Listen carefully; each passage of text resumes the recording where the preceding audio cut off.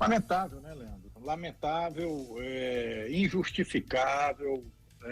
O Jair Bolsonaro nunca teve apreço pela liturgia do cargo da presidência da República. Ele costuma rasgar a liturgia da presidência e entra para a história como um bufão, né? Isso aí é o bufão. O bufão é o cara que perde e não sabe perder, né? Fura a bola na mão, né, Ricardo? Pega a bola exatamente. Pega a bola e sai, é o bufão, né? Acaba o jogo, ele perdeu e ele não se conforma. O Bolsonaro e os bolsonaristas, eles não têm razão, cara, de estar choramingando. Tem o direito ao iuris sperniandi, como você bem lembrou, Leandro, mas não há razão do porquê. Foi um jogo disputado dentro das regras. O Bolsonaro foi muito melhor que o Lula no segundo turno, tanto é que ele conseguiu, no primeiro turno, o Bolsonaro havia vencido em 13 municípios e o Lula em 14. No segundo turno, o Bolsonaro inverteu, porque ele ganhou lá no Amapá, então ele ganhou em 14 e o Lula ganhou em 13, né? Agora, a estratégia do Lula, que era combater a abstenção no Nordeste, também funcionou, né? Nós tivemos uma abstenção aí no primeiro turno de 20,95% e no segundo turno de 20,59%. Então funcionou. Onde que o Bolsonaro perdeu? Bolsonaro perdeu no detalhe. Qual foi o detalhe que tirou a presidência da República do Jair Bolsonaro? Na minha modesta opinião, os atos tresloucados do Roberto Jefferson e da Carla Zambelli, né? Aquela coisa de atirar contra a Polícia Federal, de sacar uma pistola na rua e entrar num restaurante correndo atrás de um militante adversário. Isso causou comoção.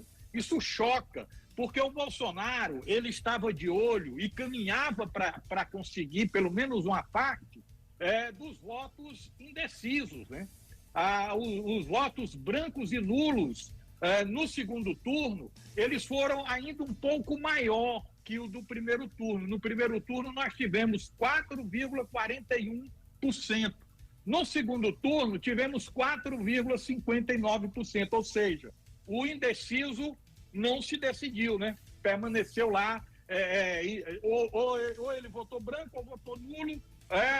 Então, era o eleitor que o Bolsonaro buscava para poder virar o jogo, né? Verdade que ele mandou muito bem em Minas Gerais. O Bolsonaro teve uma reação surpreendente na comparação com o primeiro turno. Efeito do governador reeleito Zema, foi reeleito no primeiro turno.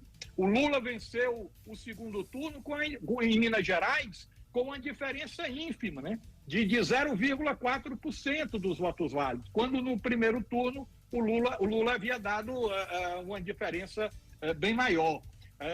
Um passeio, aliás. Agora, onde é que está o erro geral, né? Está na anulação da condenação do Lula, lá atrás, pelo Supremo. O erro foi ali.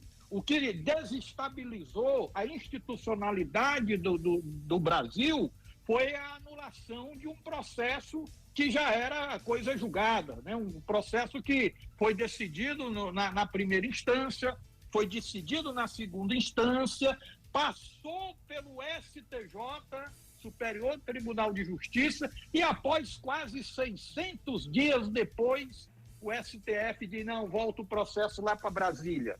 Aí volta o processo para Brasília para começar tudo de novo, hein? Ou seja, não existe essa história de que o Lula foi inocentado, não. O que houve foi uma aberração jurídica como nunca vista antes, né? Do tipo que vai marcar o país para sempre, porque que gera... há precedentes, né, Ricardo? Que há precedentes preocupantíssimos, assim.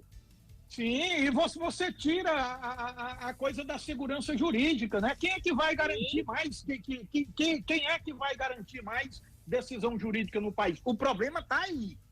Agora, qual é a sustentação, né? o motivo da revolta bolsonarista deveria ter sido lá atrás, com o Bolsonaro sentado na cadeira de presidente, ainda antes da eleição, chamando os organismos internacionais para verem a aberração jurídica que estava se criando.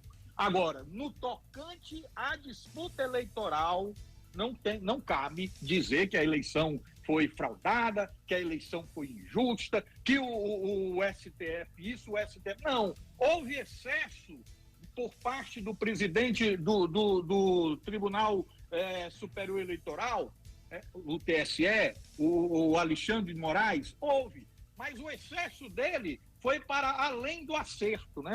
Quando ele censurou, por exemplo, a Jovem Pan, ele errou. Você não pode, não cabe censura no país, mas ele o fez na intenção de garantir um instrumento eficaz no combate à fake news. A justiça brasileira estava perdendo para fake news, e aí ele extrapolou. Então não há o que se discutir. Essa turma que está na rua está ensandecida sem razão.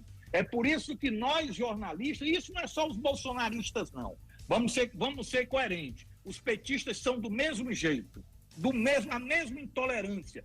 Toda vez que se criticava aqui o Lula, os petistas partiam para cima da gente na rede social. Quando se criticava o Jair Bolsonaro, os bolsonaristas partiam para cima. Cara, vamos deixar de idolatrar político. O grande problema dos povos latino-americanos não é só brasileiro, é a idolatria aos políticos. A gente tem que se agarrar às nossas instituições. Me alonguei pra caramba, mas botei para fora, viu, Leandro? O Jair Bolsonaro acaba